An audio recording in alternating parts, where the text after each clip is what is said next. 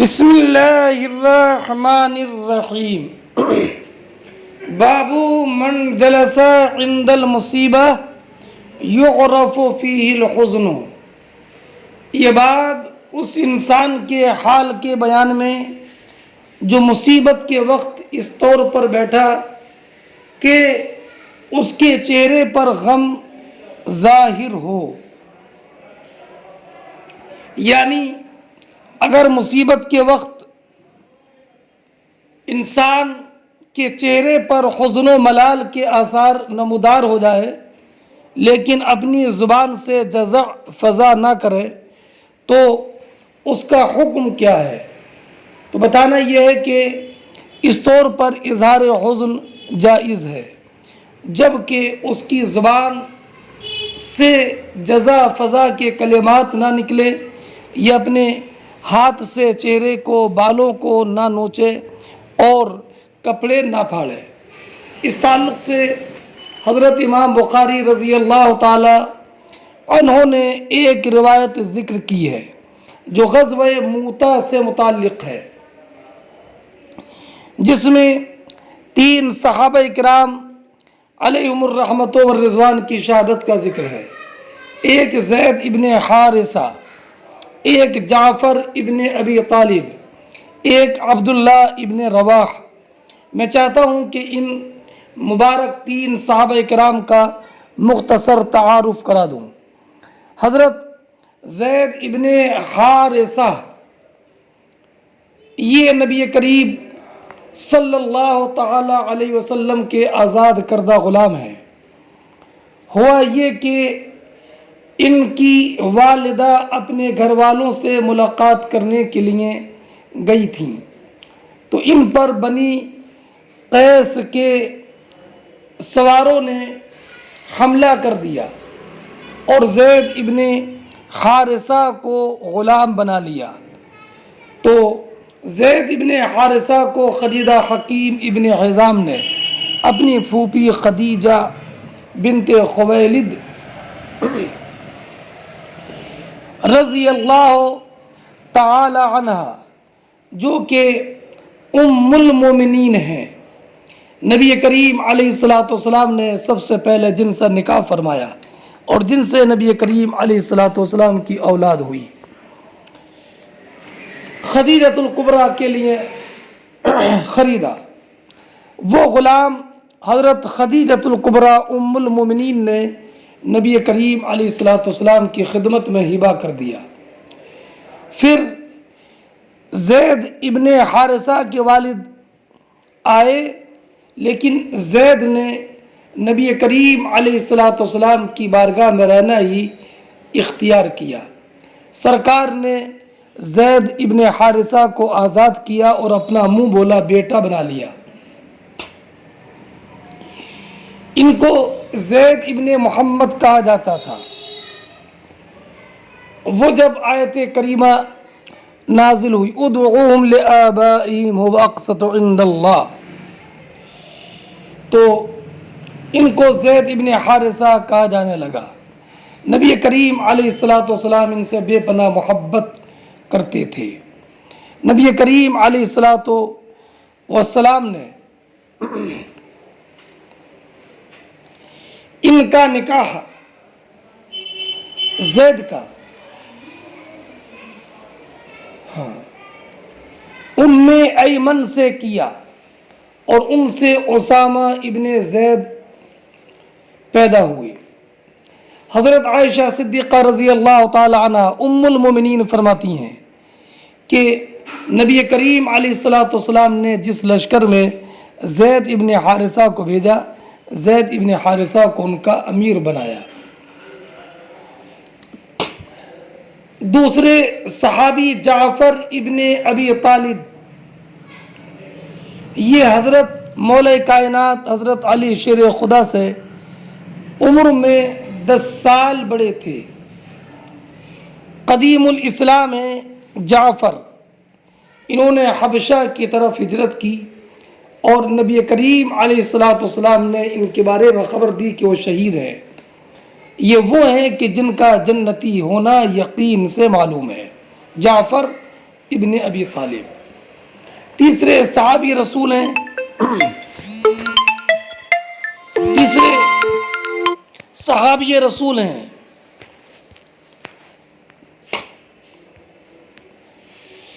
عبداللہ ابن رواح. عبداللہ ابن رباح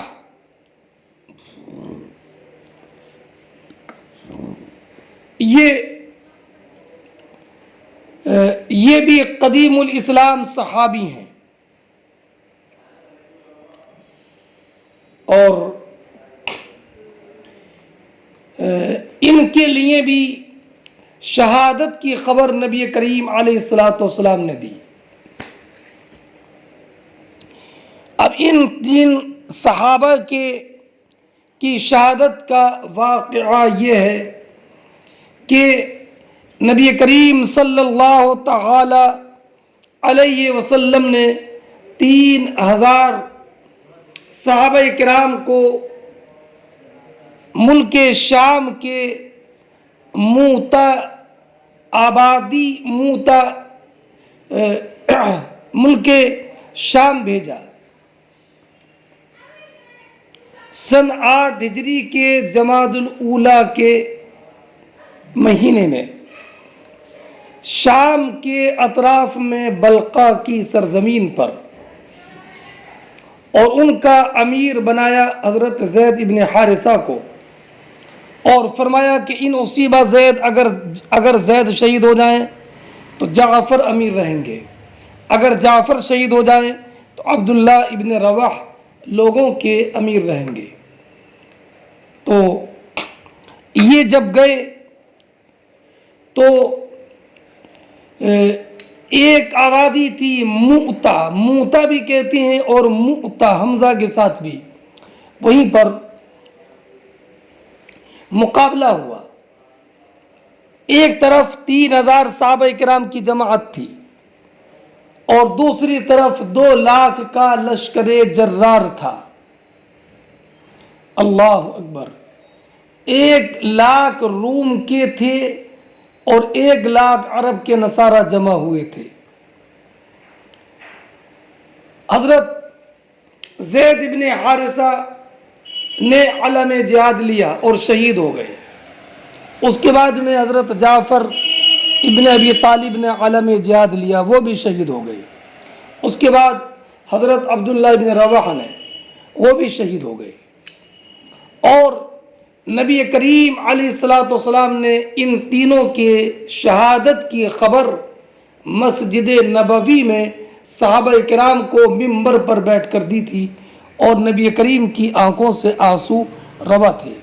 اس کے بعد نبی کریم علیہ الصلوۃ والسلام نے فرمایا اب جھنڈا اللہ کی تلواروں میں سے ایک تلوار خالد ابن ولید نے لیا، یہاں تک کہ اللہ رب العزت نے ان پر فتح نصیب فرمائی. خالد ابن ولید کہتے ہیں کہ اس دن میرے ہاتھ میں 9 تلواریں ٹوٹ گئی، میرے ہاتھ میں ایک بڑی یمنی تلوار باقی رہی. اس میں 12 مسلمان شہید ہوئے تھے، 12 مسلمان. اور نبی اکرم صلی اللہ تعالی علیہ وسلم نے جیسے ہی یہ 3 صحابہ کرام شہید ہوئے، ان کی شہادت کی خبر اسی وقت میں دے دی. اب حضرت جعفر طیار کی بیوی تھیں اسماء بنت عمیس رضی اللہ تعالی عنہ. جب انہیں حضرت جعفر کی شہادت کی خبر ملی تو وہ اور ان کے ساتھ کچھ عورتیں رونے لگیں بلند آواز سے. ایک صاحب نبی کریم علیہ الصلوۃ والسلام کی بارگاہ میں حاضر ہوئے اور کہنے لگے یا رسول اللہ، جعفر کے گھر تو عورتیں رو رہی ہیں. تو انہوں نے، سرکار نے فرمایا جاؤ منع کر دو. اب یہ گئے اور جانے کے بعد کہا رو مت، لیکن یہ نہیں بتایا کہ نبی کریم علیہ الصلوۃ والسلام نے منع فرمایا ہے. عورتیں روتی رہیں. پھر یہ آئے، سرکار وہ نہیں مانتی، تو سرکار نے پھر فرمایا کہ جاؤ ان کو منع کرو. پھر گئے تو وہ پھر ایسے ہی روتی رہیں، اس لیے کہ انہوں نے یہ نہیں بتایا تھا کہ سرکار نے منع فرمایا ہے۔ پھر تیسری مرتبہ آئے اور کہنے لگے یا رسول اللہ وہ تو مانتی ہی نہیں ہے۔ تو نبی کریم صلی اللہ تعالی علیہ وسلم نے ارشاد فرمایا جاؤ ان کے منہ میں مٹی بھر دو۔ حضرت قرطبی نے فرمایا کہ یہ اس بات کی دلیل ہے کہ وہ بلند آواز سے رو رہی تھیں۔ جب باز نہ آئی تو نبی کریم علیہ السلام نے حکم دیا کہ ان کے منہ میں مٹی بھر دو۔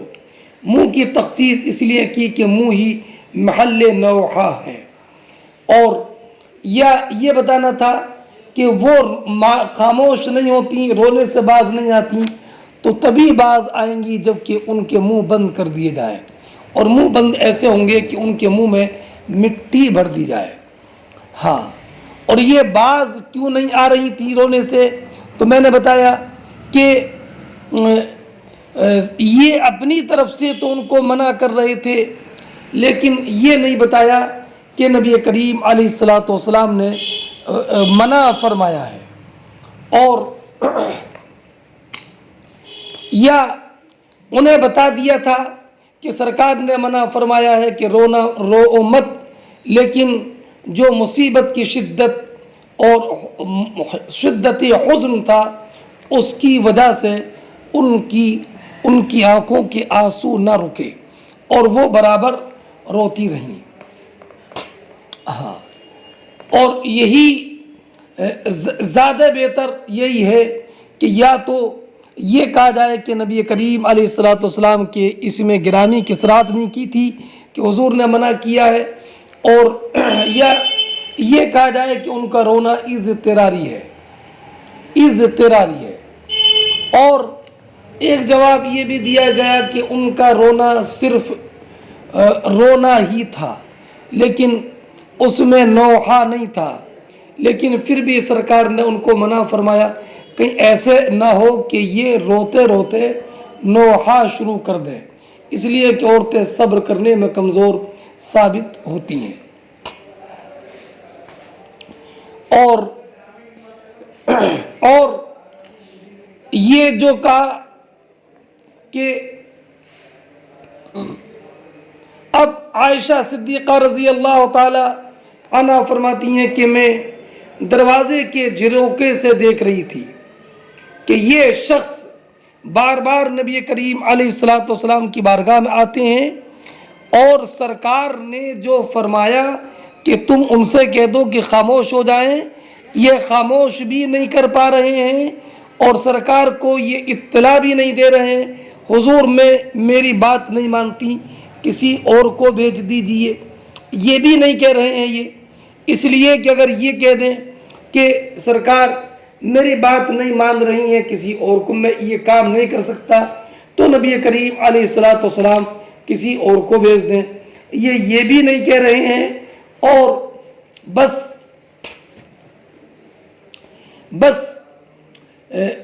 یہی آ کر کے بار بار کہہ دیتے ہیں، حالانکہ سرکار خود حزن و ملال میں ہیں، سرکار کے چہرے پر غم اور حزن و ملال کے آثار نمودار ہیں۔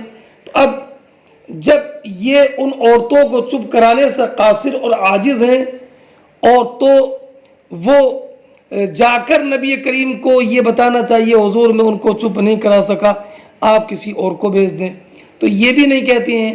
تو حضرت عائشہ صدیقہ رضی اللہ تعالی عنہا نے فرمایا کہ اللہ رب العزت جل جلالہ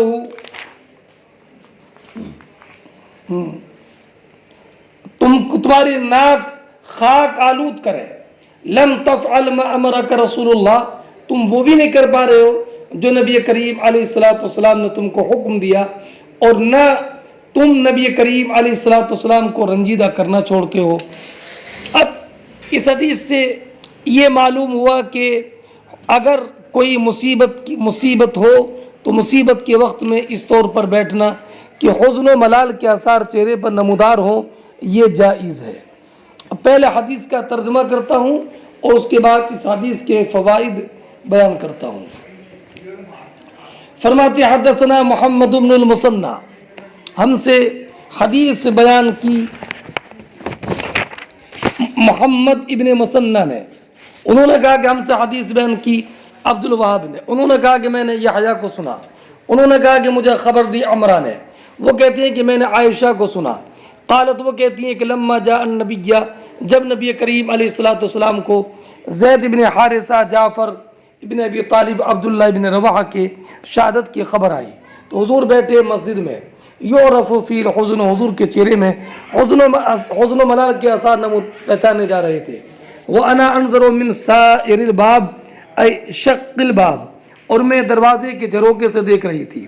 فَأَتَاهُ الرَّجُلُ، تو ایک صاحب آئے اور کہنے لگے کہ أَنَّ نِسَاءَ جعفر يَبْكِينَ وَذَكَرَ بُكَاءَهُنَّ، کہ جعفر کی عورتیں رو رہی ہیں، ان کے رونے کا ذکر کیا۔ حالانکہ جعفر کی ایک ہی بیوی تھی اسماء بنت عمیس، تو معلوم بتانا یہ تھا کہ وہ رو رہی ہیں اور ان کے ساتھ اور بھی رو رہی ہیں عورتیں، تو حضور نے ان کو حکم دیا کہ ان ینہاہن، ان کو روک دیں۔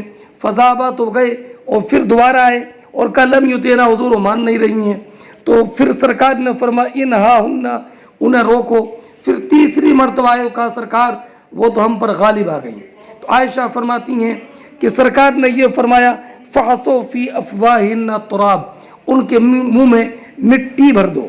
میں نے کہا اللہ تمہیں تمہاری ناک گرد آلود کرے، تم وہ بھی نہیں کرتے جس کا حکم نبی کریم علیہ الصلوۃ والسلام نے دیا ہے۔ ولم تترک رسول اللہ صلی اللہ علیہ وسلم من العنا، اور نبی کریم، اب اس حدیث سے چند باتیں معلوم ہوئیں۔ پہلی بات تو یہ معلوم ہوئی کہ اطمینان و سکون کے ساتھ مصیبت کے وقت میں بیٹھنا، اور یہ بھی یہ جائز ہے، اور یہ بھی معلوم ہوا کہ صبر پر ابھارنا، اور یہ بھی معلوم ہوا کہ مصیبت کے وقت لوگوں کے احوال مختلف ہوتے ہیں۔ بعض وہ ہوتے ہیں کہ ان کا حزن و ملال مصیبت پر ان کے چہرے میں ظاہر ہوتا ہے کہ چہرے کا رنگ متغیر ہو جاتا ہے اور ان کی آنکھوں سے آنسو بہتے ہیں، لیکن زبان سے کوئی بات نہیں کہتے۔ اور بعض وہ ہیں کہ حزن و ملال کا اثر چہرے پر بھی ظاہر ہوتا ہے، آنکھوں سے آنسو بھی نکلتے ہیں، اور وہ زبان سے بھی اظہار غم کرتے ہیں۔ اور بعض وہ ہیں کہ جن کا حال مصیبت میں ویسے ہی ہوتا ہے جیسا حال مصیبت سے پہلے تھا۔ تو اصل صابر کامل وہ ہے کہ جس کی آنکھوں سے آنسو تو نکلیں، چہرے کا رنگ اضطراری طور پر بلا اختیار فطرت انسانیت کے اعتبار سے متغیر ہو جائے، لیکن اللہ رب العزت کا شکر ادا کریں اور جزع فضع بالکل نہ کریں، جزع فضع بالکل نہ کریں۔ ہاں،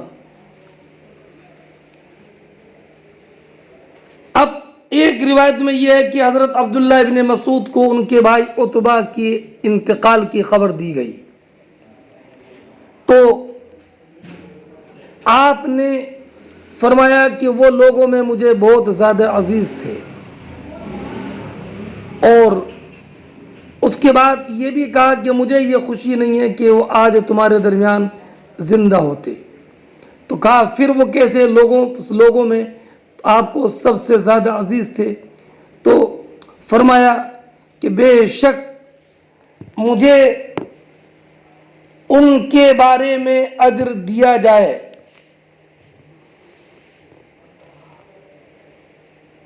ان کے بارے میں اجر دیا جائے، مجھے یہ اس سے زیادہ پسند ہے کہ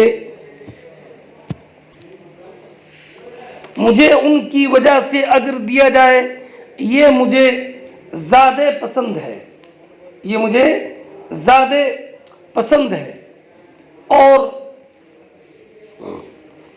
اور ایک روایت یہ ہے کہ نبی کریم صلی اللہ تعالی علیہ وسلم اپنی صاحبزادی حضرت زینب کے انتقال پر روئے اور اپنے صاحبزادے حضرت ابراہیم کے فوت ہونے پر آنسوؤں سے روئے اور فرمایا کہ یہ وہ رحمت ہے جس کو اللہ تعالیٰ اپنے بندوں کے دلوں میں رکھ دیتا ہے اور نبی کریم صلی اللہ تعالی علیہ وسلم نے ارشاد فرمایا کہ آنکھوں سے آنسو نکلتے ہیں، دل رنجیدہ ہوتا ہے۔ اس سے یہ معلوم ہوا کہ اگر آنکھوں سے آنسو نکل آئیں اور چہرے پر حزن و ملال کے آثار نمودار ہو جائیں تو یہ ممنوع نہیں ہے بلکہ یہ جائز ہے، یہ جائز ہے۔ اور اس سے یہ بھی معلوم ہوا کہ نبی کریم صلی اللہ تعالی علیہ وسلم کو اللہ رب العزت نے غیب کا علم عطا فرمایا کہ موتا میں ہونے والے حالات، واقع ہونے والے حالات کی خبر نبی کریم علیہ الصلوۃ والسلام نے مدینہ طیبہ میں صحابہ کرام کو دی۔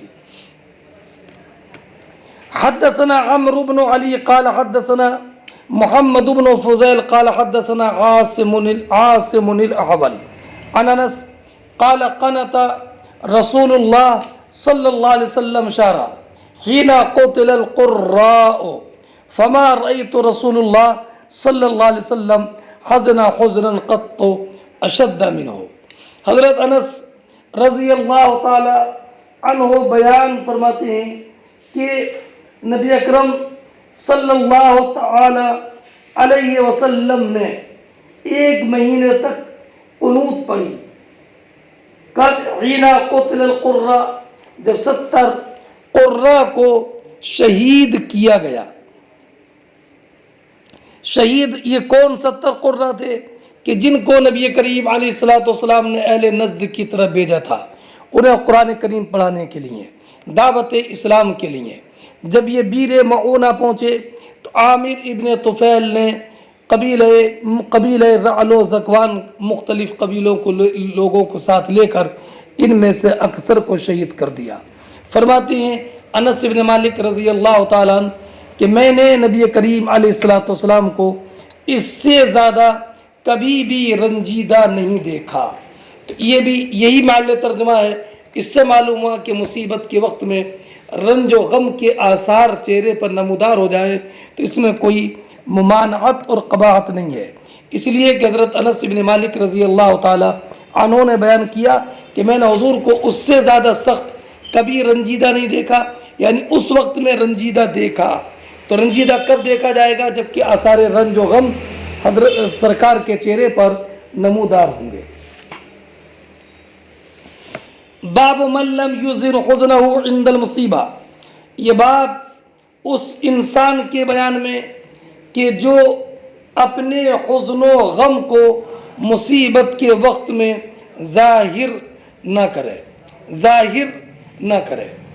یہ باب پہلے والے باب کا بالکل برعکس ہے، اس لیے کہ اس میں یہ تھا کہ اپنے حزن کو ظاہر کیا، اور اس باب میں یہ ہے کہ اپنے حزن کو ظاہر نہ کیا۔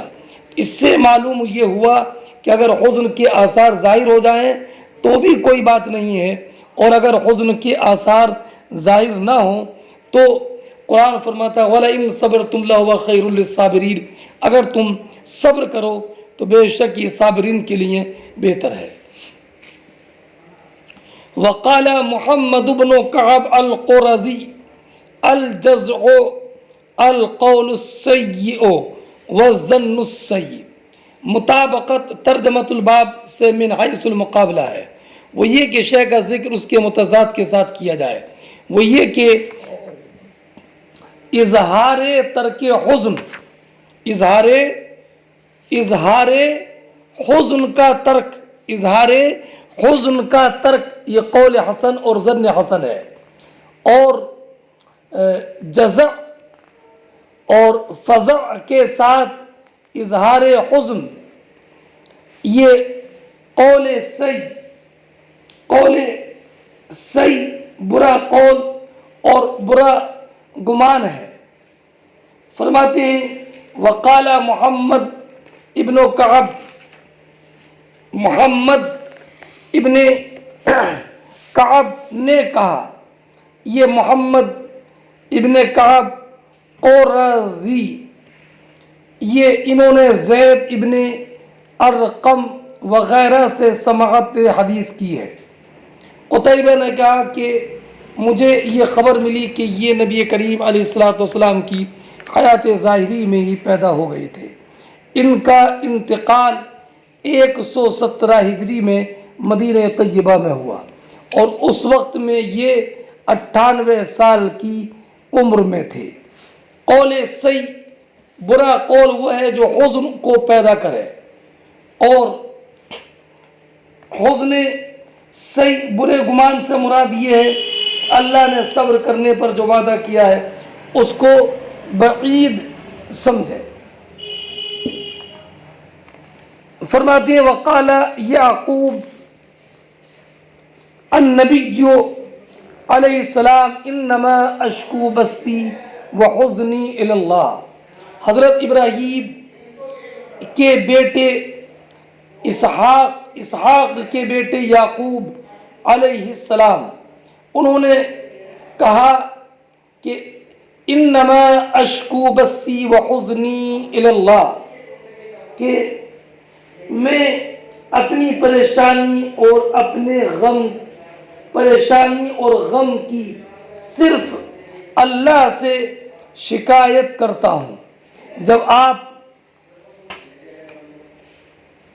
इम्तिहान की मंजिलों से गुजर रहे थे तो आपने सब्र किया और अपने हुज़्न और गम की किसी से शिकायत नहीं की सिवाय अल्लाह के। इससे ये मालूम हुआ कि इंसान अपने हुज़्न और मलाल का किसी से इजहार न करे। अब एक रिवायत सुनिए, हज़रत अनस इब्न मालिक रज़ी अल्लाह तआला अन्हु की रिवायत है। वो बयान फरमाते हैं कि अबू तलहा के एक मरीज़ थे, बीमार थे और उनका इंतकाल हो गया और अबू तलहा उस वक्त में घर में नहीं थे। तो अबू तलहा की बीवी उम्म सुलैम रज़ी अल्लाह ताला अन्हा ने अपने बच्चे को तैयार किया, यानी उन्हें गुस्ल दिया, कफन पहनाया और उसके ऊपर चादर ढाक दी। और या हय्यत का माना यह है कि अपने को संवारा अपने शौहर के लिए। जब अबू तलहा रज़ी अल्लाह ताला अन्हु घर में आए तो मालूम किया बच्चा कैसा है, तो उम्मे सुलैम ने कहा अब बिल्कुल पुरसुकून है और उम्मीद है कि वो अपने मर्द से शिफा पा गया। तो हज़रत अबू तलहा रज़ी अल्लाह ताला अन्हु इस कलाम का माना ये समझे कि वो बिल्कुल पुरसुकून है, सो गया है, मर्ज़ में इफाक़ा है। और हज़रत उम्मे सुलैम की मुराद ये थी कि अब बिल्कुल पुरसुकून है, रूह निकल चुकी है और इस मर्ज़ की और ज़िंदगी की मुसीबतों से राहत पा गया है। उसके बाद हज़रत अबू तलहा रज़ी अल्लाह ताला अन्हु ने खाना खाया और उसके बाद अपनी बीवी उम्मे सुलैम से मुजामअत की। और जब मुजामअत की सुबह हुई, आपने गुस्ल किया और तो आपकी बीवी ने कहा अबू तलहा ये बताओ कि अगर किसी के पास कोई सामान बतौर आरियत हो और सामान रखने वाला उस सामान को मांगे तो क्या आरियत देने वाले को तकलीफ़ होना चाहिए? तो कहा बिल्कुल नहीं। कहा उस पर जज़ा फ़ज़ा करना चाहिए कि नहीं? तो जब अबू तलहा निकलने वाले थे तो आपने कहा उम्मे सुलैम ने कि बच्चे का इंतकाल हो चुका। तो हज़रत अबू तलहा ने कहा कि तुमने बताया क्यों नहीं था? तो बताया क्यों नहीं था? तो बताया कि मैंने इसलिए नहीं बताया कि कहीं आप मशक्क़त में न पड़े।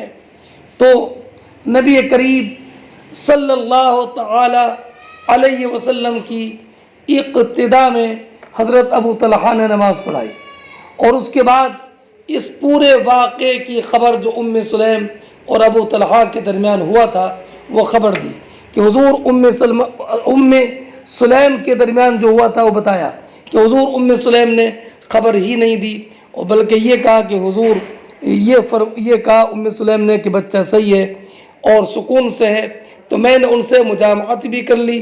اب صبح کو ام سلیم نے بتایا تو نبی کریم علیہ الصلوۃ والسلام نے ارشاد فرمایا لعل اللہ ان یبارک لکما فی لیلتکما، امید ہے کہ اللہ رب العزت تم دونوں کو برکت عطا فرمائے گا تم دونوں کی اس رات میں، یعنی اس رات میں جو مجامعت کی ہے اس سے مبارک بچہ پیدا ہوگا۔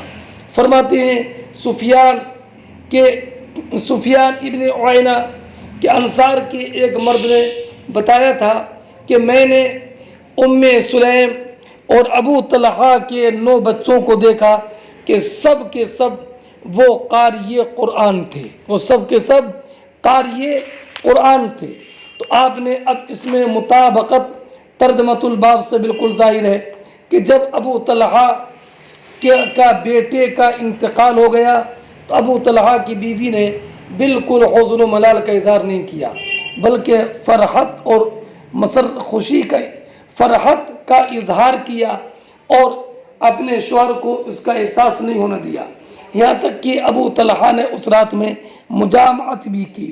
جب صبح ہوئی اور غسل کیا اور ان کے پاس سے نکلنے کا ارادہ کیا تب ان کو بتایا۔ اب سفیان ابن عیینہ کہتے ہیں کہ ان کے بتایا کہ انصار میں سے ایک صاحب نے، وہ کون تھے؟ عبایہ ابن رفاع، انہوں نے بتایا کہ ان کے 9 بچے تھے، سب کے سب قاری قرآن تھے، اور ایک روایت میں یہ ہے کہ عبایہ نے یہ بتایا کہ ان کے ایک بچہ پیدا ہوا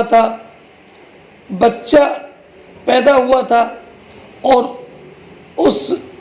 اس بچے کے 7 بچے تھے اور سب کے سب حافظ قرآن تھے۔ اور اس روایت میں یہ ہے کہ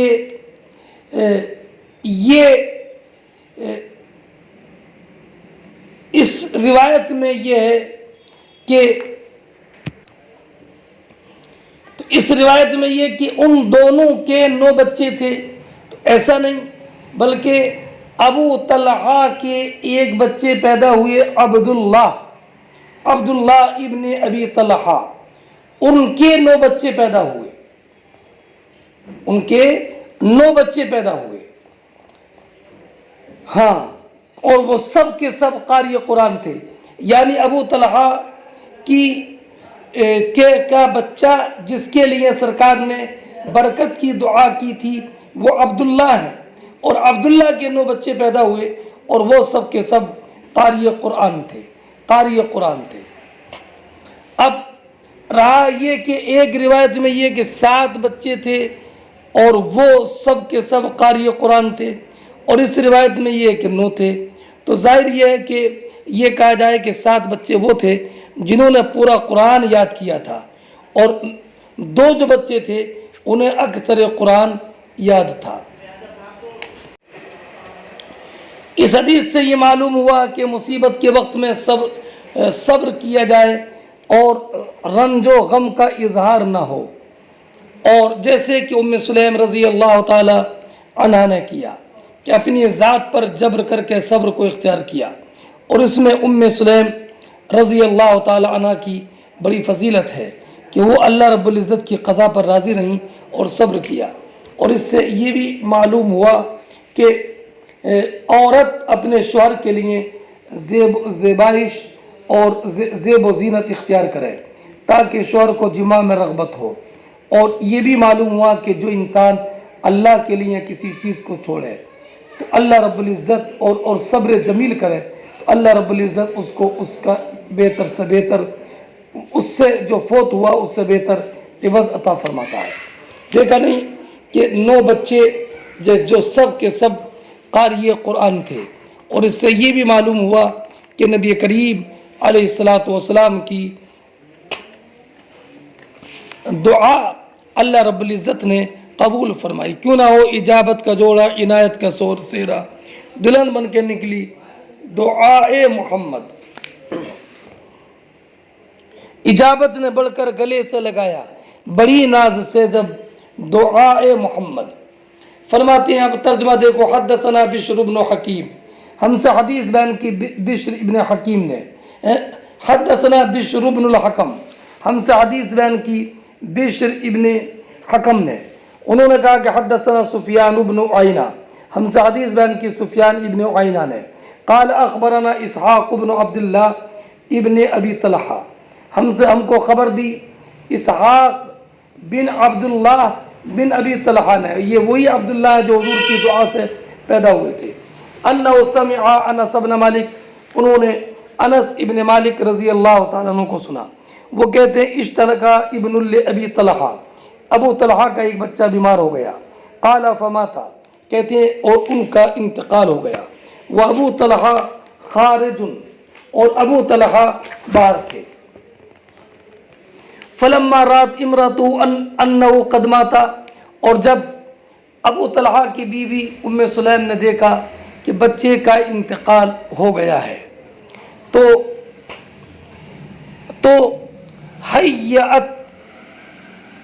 حیعت انہوں نے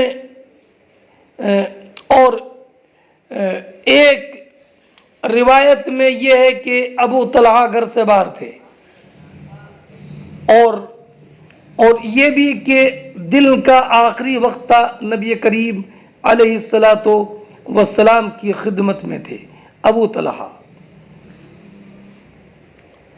ہاں, اور دوسری روایت میں یہ کہ ام سلیم نے حضرت انس کو بھیجا کہ ابو طلحہ کو بلا لائے, اور ان کو یہ تاکید کی تھی کہ انہیں ان کے بیٹے کے انتقال کی خبر مت دینا, اور ابو طلحہ روزے سے تھے. حیات شیعہ کا ایک معنی یہ ہے کہ انہوں نے کھانا تیار کیا, ایک تو معنی یہ ہے, اور ایک معنی یہ ہے کہ حیات شیئا من حالہ, اپنے حال کو بہتر کیا, اپنے شوہر کے لیے زینت اختیار کی. اور ایک یہ کہ حیات امر الصبی, اس انتقال کرنے والے بچے کے معاملے کو صحیح کیا کہ وہیں طور انہیں غسل دیا اور انہیں کفن پہنایا. ہاں,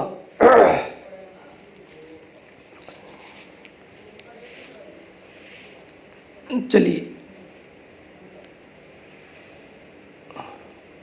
وَنَحَتْهُ فِي جانب البیت, اور اس بچے کو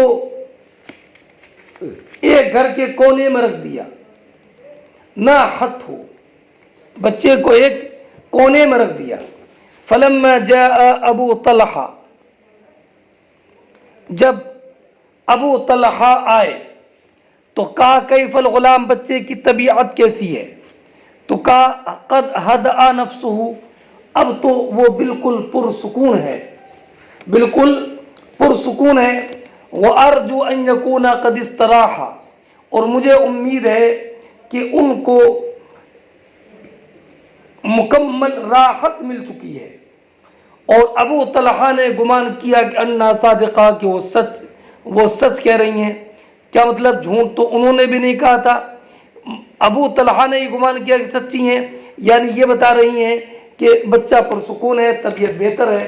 اور حضرت ام سلیم کی مراد یہ تھی کہ بچہ بالکل پرسکون ہو گیا, کہ اس کی روح قبض ہو چکی ہے اور اب مرض کی تکلیف سے وہ راحت پا گیا. قال فباتا, تو ابو طلحہ نے رات گزاری اور حضرت ام سلیم سے نزدیکی بھی کی. فلما اصبحا اغتسلا, جب صبح ہوئی تو ابو طلحہ نے غسل کیا.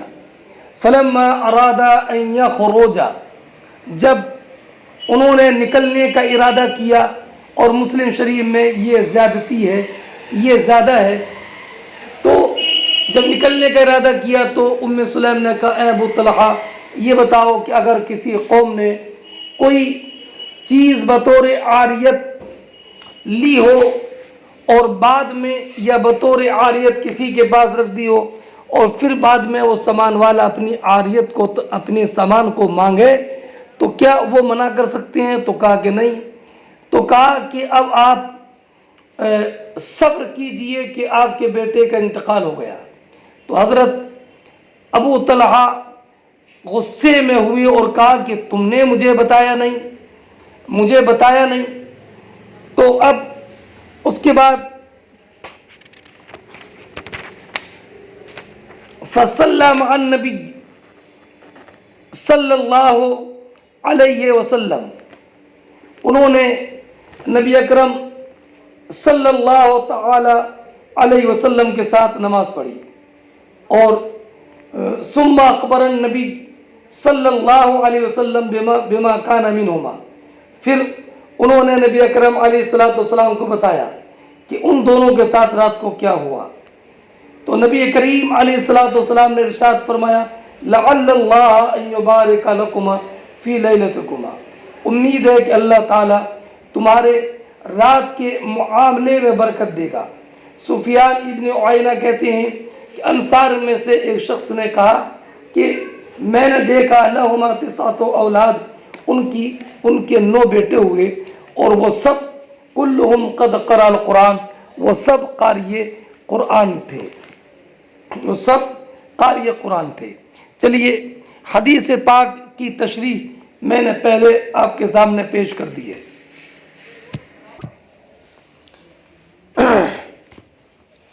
حضرت ابو طلحہ رضی اللہ تعالی عنہ کے جن صاحبزادے کا انتقال ہوا تھا ان کا نام ابو عمیر تھا۔ جب نبی کریم علیہ الصلوۃ والسلام ان کے گھر تشریف لاتے تو ان سے فرماتے اے ابو عمیر نغیر کیا ہوا؟ اس وقت وہ دودھ پیتے بچے تھے، ایک چھوٹی چڑیا ان سے بہت مانوس تھی، ان کے ساتھ کھیلتی تھی۔ اگلا باب دیکھیں، باب الصبر عند الصدمۃ الاولی۔ یہ باب اس بیان میں کہ صبر اس وقت کامل ہوتا ہے کہ جب صبر اس وقت کرے جب کہ پہلی بار صدمہ پہنچے تو اس وقت میں صبر کرے تو یہ صبر کامل ہے، ورنہ بعد میں تو آہستہ آہستہ صبر آ ہی جاتا ہے۔ وقال عمر رضی اللہ عنہ نعم العدلان ونعم العلاوہ الذین اذا اصابتهم مصیبہ قالوا انا للہ وانا الیہ راجعون اولئک علیہم صلوات من ربہم ورحمہ واولئک هم المہتدون۔ وقوله تعالی واستعینوا بالصبر والصلاۃ وانہا لکبیرۃ الا علی الخاشعین۔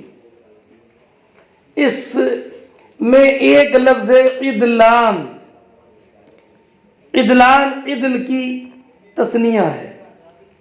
عدلان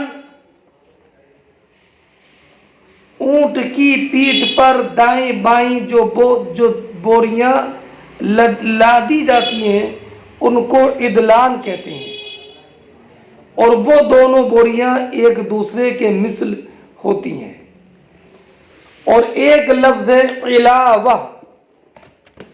علاوہ کا معنی بوجھ لادنے کے بعد جو لٹکایا جائے یا دونوں عدل کے درمیان جو رکھا جائے اسے بولتے ہیں علاوہ۔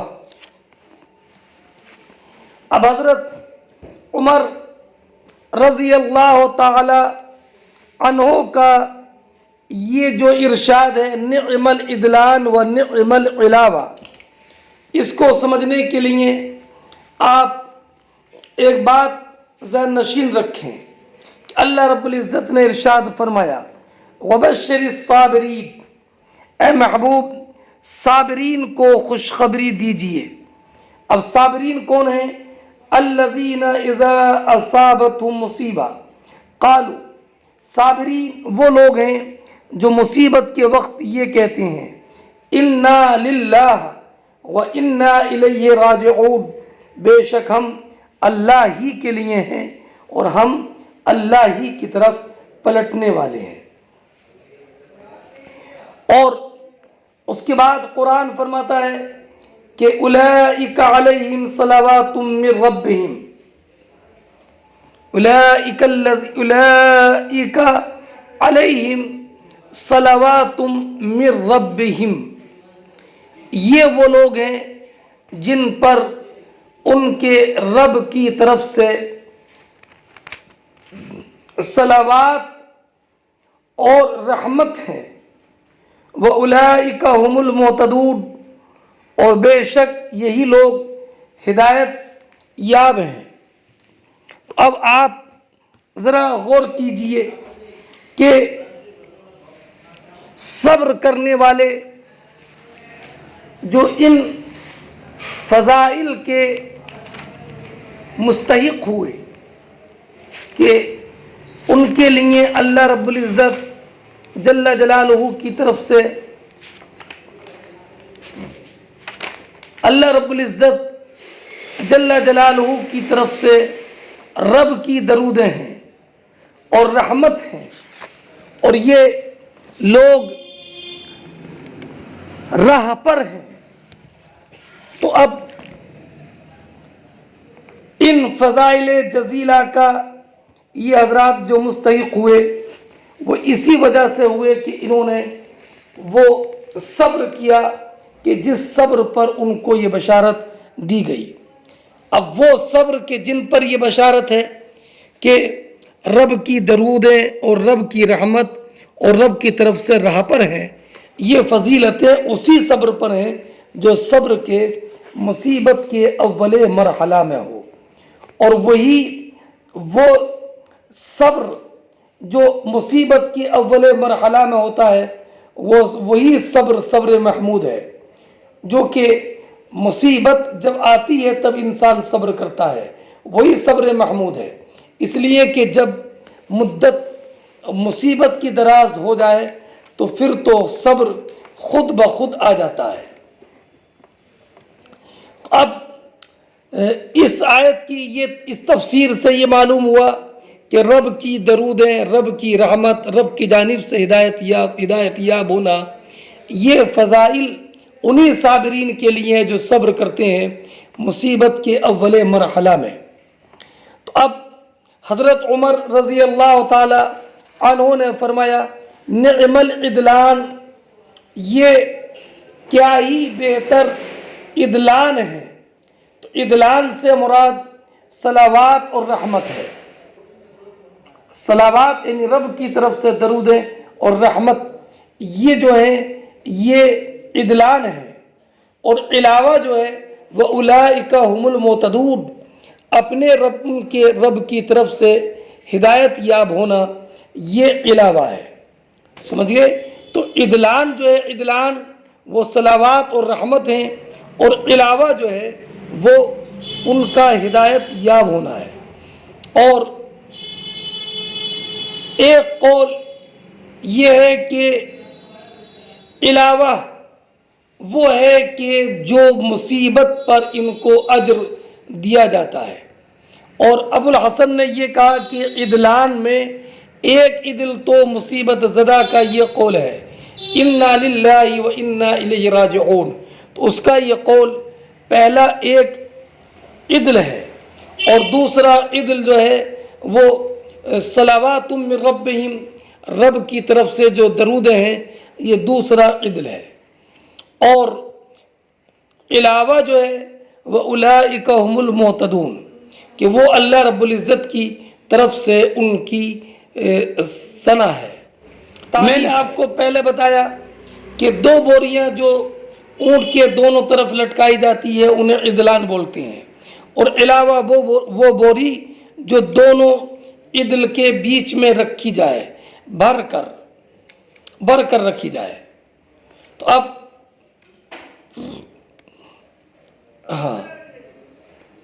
قرآن کریم نے ارشاد فرمایا اولئک علیہم صلوات من ربہم ورحمہ، تو یہ صلوات اور رحمت عدل ہیں، وَأُولَئِكَ هُمُ الْمُهْتَدُونَ، اور ان کا ہدایت پر ہونا یہ علاوہ ہے، علاوہ۔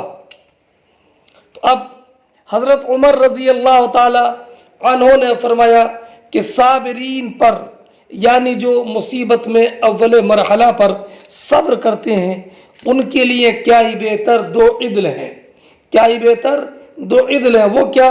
رب کی طرف سے درود اور رحمت، اور کیا ہی بہتر علاوہ ہے۔ علاوہ کیا؟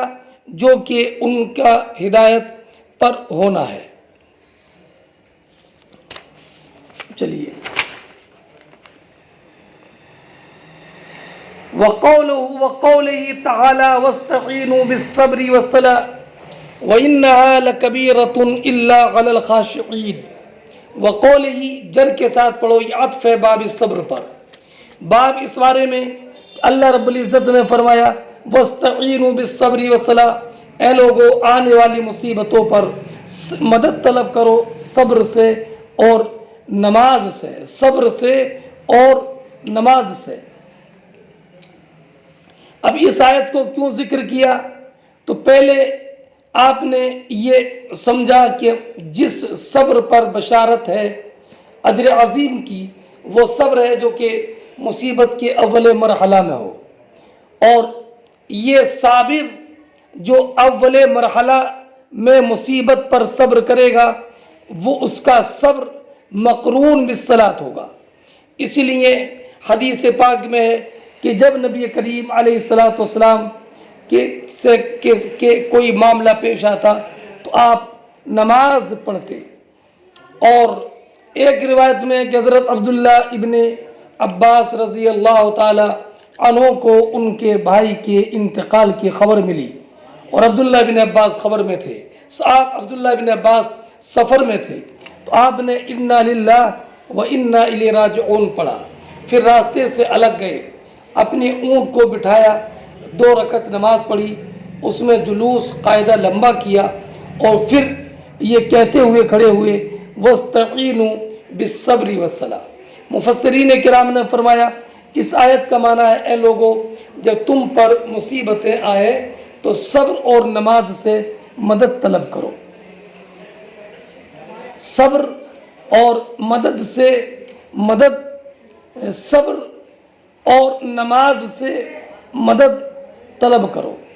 اب اس کے بعد قرآن فرماتا ہے وَإِنَّهَا لَكَبِيرَةٌ إِلَّا عَلَى الْخَاشِعِينَ، اور بے شک نماز ضرور بھاری ہے مگر خاشعین پر بھاری نہیں ہے، خاشعین پر بھاری نہیں ہے۔ اب رہا یہ کہ نماز سے مدد طلب کرنے کا معنی کیا ہے؟ تو چونکہ نماز میں تلاوت قرآن ہے، دعا ہے، اللہ رب العزت کے لیے خضوع ہے، تو لا محالہ یہ جب تلاوت قرآن ہوگی، دعا ہوگی، اللہ رب العزت کے لیے خضوع ہوگا، تو جو نفس میں حب ریاست اور یا جو کبر و نخوت ہوگا، یہ تلاوت قرآن، دعا اور خضوع اس سب کو ختم کر دے گا اور اللہ رب العزت کی عبادت میں لگا دے گا۔ بے شک خاشعین پر یہ نماز بھاری نہیں ہے، اور خاشع وہ ہے جس میں کہ ذل اور خضوع کے اثر نمایاں ہوں، ذل اور خشوع کے اثر اور خضوع کے اثر نمایاں ہوں۔ تو ظاہر سی بات ہے کہ جب انسان کے اندر خضوع پایا جائے گا اور انسان کے اندر انکساری پائی جائے گی تو لا محالہ اب اس پر نماز بھاری نہیں رہے گی، بلکہ وہ نماز پڑھنے میں ایک فرحت و انبساط اور خوشی محسوس کرے گا۔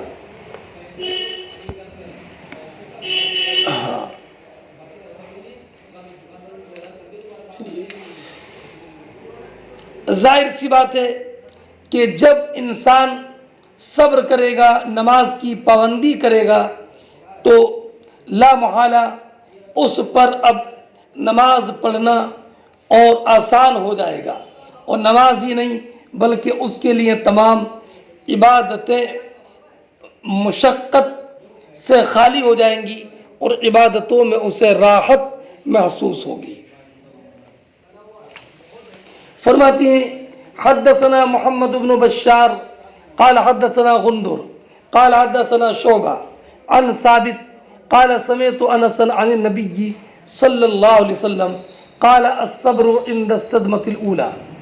فرماتے ہیں امام بخاری رضی اللہ تعالیٰ عنہ ہم سے حدیث بیان کی محمد ابن بشار نے، وہ کہتے ہیں کہ ہم سے حدیث بیان کی غندر نے، وہ کہتے ہیں کہ ہم سے حدیث بیان کی شعبہ نے، وہ روایت کرتے ہیں حضرت انس ابن وہ روایت کرتے ہیں ثابت سے، وہ کہتے ہیں کہ میں نے انس ابن مالک رضی اللہ تعالیٰ عنہ کو سنا، وہ روایت کرتے ہیں نبی اکرم صلی اللہ تعالیٰ علیہ وسلم سے کہ نبی کریم علیہ السلام نے فرمایا الصبر عند الصدمة الاولى، بے شک وہ صبر جس پر کہ اجر عظیم کا وعدہ ہے وہ تب ہے جب کہ مصیبت پہلی مرتبہ طاری ہو.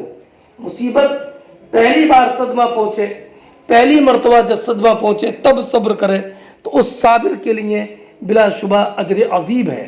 ورنہ جب مدت دراز ہو جاتی ہے، وقت طویل ہو جاتا ہے، پھر تو خود بخود صبر پیدا ہو جاتا ہے اور اس صدمے کا اور اس مصیبت کا احساس خود بخود ختم ہو جاتا ہے.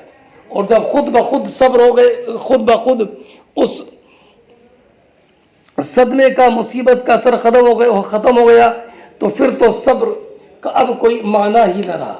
اس لیے کہ صبر کا معنی ہوتا ہے کہ خود اپنے نفس کو بے قراری کے اظہار اور جزع فضا سے روکنا، یہ صبر ہے. اور جب مدت طویل ہو گئی، اب بے قراری رہی نہیں اور جزع فضا ہے ہی نہیں، تو اب نفس کو روکنا بھی نہیں پایا جائے گا، تو لا محالہ اب صبر مصاب نہیں ہوگا. اس لیے وہ صبر کہ جس پر کہ اجر عظیم ہے وہی صبر ہے جو مصیبت کے صدمے کے اول مرحلہ میں ہو. یہاں تک باب مکمل ہو گیا. اب اس کے بعد دوسرا باب